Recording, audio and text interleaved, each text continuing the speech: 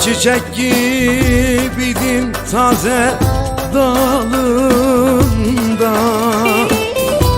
rengine doymadan bırakıp gittin. Sonbahar gelmeden, rengin solmadan, ayrılık yerine kapılıp gittin. Gittin de benim de belimi büktün. Ah sonbahar gelmeden, rengin sormadan, ayrılık yeline kapılıp gittin.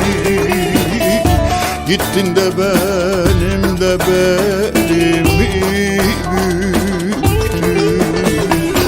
Le şimdi dokunsalar ağlayacağım, ardından karalar bağlayacağım. Nasılsın deseler ağlayacağım. Ah şimdi dokunsalar ağlayacağım,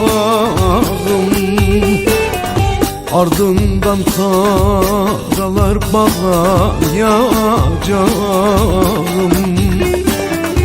Nasılsın deseler ağlayacağım.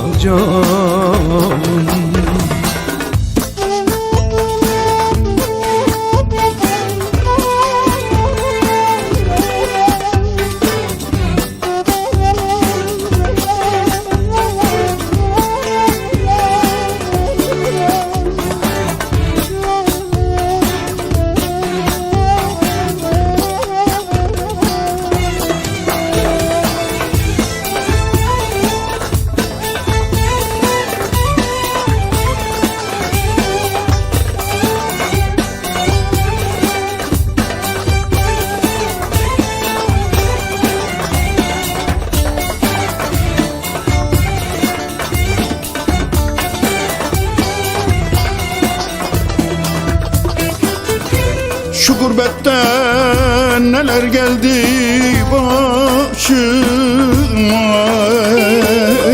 zehir kattın ekmeğime aşıma.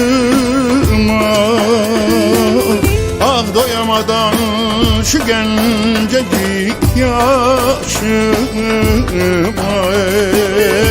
ayrılık yeline kapılıp gittin. Gittin de benim de belimi büktün. Doyamadan şu gencecik yaşıma,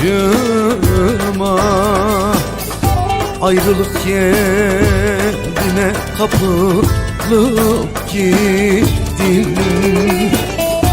Gittin de benim de belimi büktün. Şimdi dokunsalar ağlayacağım, ardından karalar bağlayacağım. Nasılsın deseler ağlayacağım. Le şimdi dokunsalar ağlayacağım, ardından karalar bağlayacağım.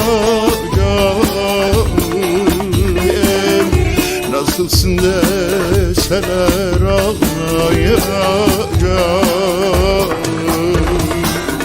Şimdi dokunsalar ağlayacağım, ardından karalar bağlayacağım. Nasılsın deseler ağlayacağım.